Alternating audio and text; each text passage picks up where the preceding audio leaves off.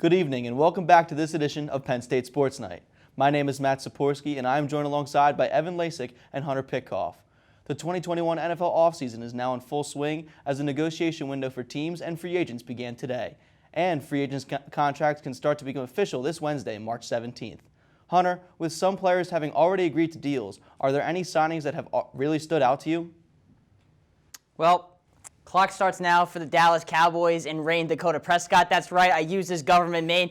He did secure the bag, though. That's a lot of money to pay Dak Prescott. But you know what? He's an awesome quarterback, and it's really difficult to get a franchise quarterback. So I'm okay with it, even if it's a little steep price. And obviously, you know, Campbell's Chunky Soup, they always say soup that eats like a meal. But that's not the Cowboys. They're just soup that eats like soup because this team has not as good of an offensive line as they once had. That is a myth. They are not nearly as good in the front line as they were early in Dak Prescott's career, so they're going to have to shore that up. And then that defense, Evan, is just horrendous. It is so bad.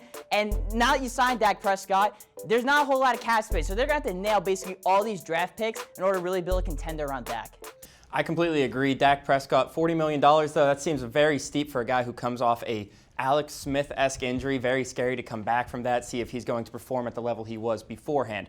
Now, a guy I want to talk about real quick is Aaron Jones. Going back to the Packers, I think that really excites Aaron Rodgers into returning to Green Bay for another season or two. Maybe he's locked up for 4 years. Aaron Jones, before him, there was no leading rusher on the Packers. It was Eddie Lacy, and after that, it was Ty Montgomery, followed by Jamal Williams. Aaron Jones has been the leading rusher for the Packers for the last 3 years. I think that's a fantastic signing. He has 2 consecutive seasons of 1,000 yards, and I think that really takes a lot of pressure off of Aaron Rodgers' shoulders, and I think that's just going to make the Packers a playoff contender for the next few years to come. As long as Rodgers is still at the helm there, I think this is going to be a dangerous duo. Those are some big names, guys, but a guy I want to bring up quickly is Shaq Barrett, who just re-signed with the Bucs on Monday. I think Tampa was his best fit, but now the Bucs have a lot of positions to still fill and not a ton of money to do it, so we'll have to keep an eye on them. Speaking of money, there are naturally always some teams that have more cap space and therefore have the luxury to spend more on players than other teams. Evan, which team do you think will be dishing out the most cash in free agency? Hunter, let me tell you, I think the Jaguars are about to make it rain dollar bills over there in Florida. They have the #1 pick. We know it's Trevor Lawrence. Everybody knows it's Trevor Lawrence. There's been no doubt about that since he declared for the draft.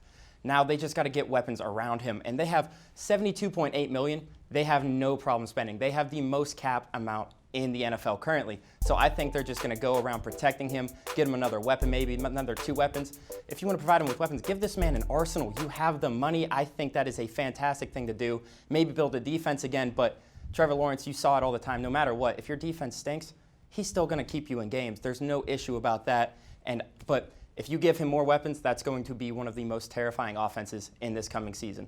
Yeah, I'm going to flip it over here to the New York Jets. They might rearrange the furniture a little bit, maybe redecorate the house by any means necessary. I'm not a real estate agent. I'm a sports broadcaster. But the Jets do have $68 million in cap space. And similarly to the Jaguars, this is a team in complete rebuild. They also have a ton of draft picks, too. So this team is going to look completely different than it did last season, or at least it should. They're definitely going to, I think, target one of those top-tier wide receivers. Maybe it's Juju. You know, I know he's a big TikTok star. He can go to the city that never sleeps and keep doing his marketing there. But they also do need some defense. They were, dead last, especially against the pass. So if they're able to get some guys there, too, the Jets have a chance to really, re-up this rebuild. Well, it certainly isn't a coincidence that the 2 first teams picking first in April's draft had the most money to spend this offseason. There are certainly a ton of players that could benefit from teams with all that cap room. With that being said, this free agent class is especially deep in talent at the wide receiver position, as guys like Juju Smith-Schuster, Kenny Golladay, and Will Fuller are all available in the open market. However, there are plenty of other big names at other key positions who will also be in the market. Hunter, what big name player do you expect to be donning a different uniform in 2021? Well, I look at this Giants defense, and I feel like they're one piece away, just a really good edge rusher away from being an elite dominant defense. I think Bud Dupree could be that guy. TJ Watt, of course, is the main edge rusher there in Pittsburgh, and they already have some free agents there in general, so I don't think they're going to be able to afford Dupree. So why not bring him to New York, the Giants? This is a team that wasn't great last year, but team on the up and ups. They did show some promise first year under Joe Judge. Bud Dupree, as the graphic quite literally suggests, is the missing piece of that puzzle, in my opinion. He can really take that Giants defense to the next level. And also, they did allegedly offer him a 4-year, $64 million contract. It's a whole lot of moolah, if I'd say so myself. So I think, why not take that if you're Bud?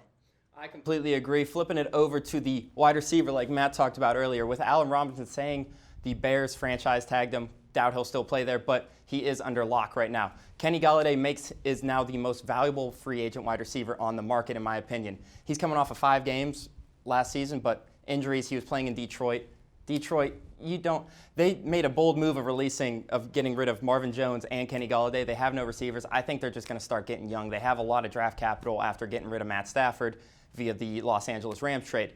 Now, I think he's going to Jaguars. Like I said earlier before, they got a lot of money. They're giving him a quarterback. They're giving him a winning team, I think. Not a winning team right away. They still got a lot of pieces, but they're going to be building, and they're giving him the most prolific quarterback to come out of college in I don't know how long. So it'd be very difficult for him to stay away from Florida at any point. In Jacksonville, they're going to be a terrifying team. Kenny Golladay will be the number 1 receiver along with DJ Chark there, and I think that just makes an epic duo there. Those two guys are certainly players that should cash out on the open market, and those teams are good fits for them. I think an important guy to keep an eye on will be wide receiver and Penn State grad Allen Robinson. While Chicago did franchise tag him, he recently said that he would not sign the tag. All right, we've talked about the biggest names to keep an eye on in free agency, but Evan, which free agent do you think may be flying under the radar and could end up being a key addition to a team? Hunter, I know this is going to hurt you a lot. Curtis Samuel, the Panthers love him.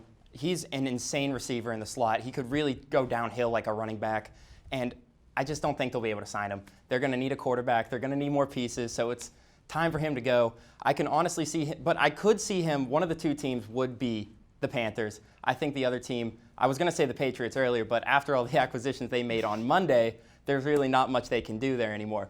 So I'd say a team like maybe the 49ers, give them another slot receiver with Deebo Samuel. I think that would just make a crazy duo. Even the Jaguars again, maybe Miami, some team where he can just thrive and be not the number 1 receiver, but be excellent in the slot.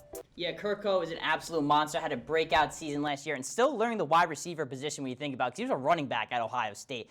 I would love the Panthers to re-sign him, but we'll see what happens because he might demand some, big cash on the market. But I'm going to look at John Johnson, who now is signed. He is signed with the Cleveland Browns. So I'm just going to, shift my analysis a little bit here on the fly. He is a very talented player, had 105 tackles and 8 pass breakups last season. He can play all over the field, was a really valuable piece of the Rams, and now will probably be a pretty valuable piece of the Cleveland Browns, who definitely needed that secondary help outside of guys like Denzel Ward there. This is a team that was really successful last season, absolutely beating the Pittsburgh Steelers bad, in the playoffs, and a team that's looking to take that next step forward. John Johnson, maybe a boring name, but his game is not boring at all, and I think that he's definitely going to be a great addition to that Cleveland Browns defense. Well, I think a low-key guy to keep an eye on will be cornerback Shaquille Griffin, who has spent the last 4 seasons in Seattle. In a thin market for cornerbacks in this free agent class, I think Griffin's talents will be coveted, and we may even see a team overpay for him. Well, that's all the time we have for this edition of Penn State Sports Night. Be sure to stay tuned for all of our offseason NFL coverage. For Evan Lasek and Hunter Pitcoff, I'm Matt Szczypiorksi. Thanks for watching, and have a great night. Thank you for watching this edition of Penn State Sports Night. If you're a fan of our content, please be sure to subscribe to our YouTube channel for more clips. Also, follow us on Twitter at PSSN TV and on Instagram at PSU Sports Night to keep up with all the action. For all my colleagues, we are Penn State Sports Night.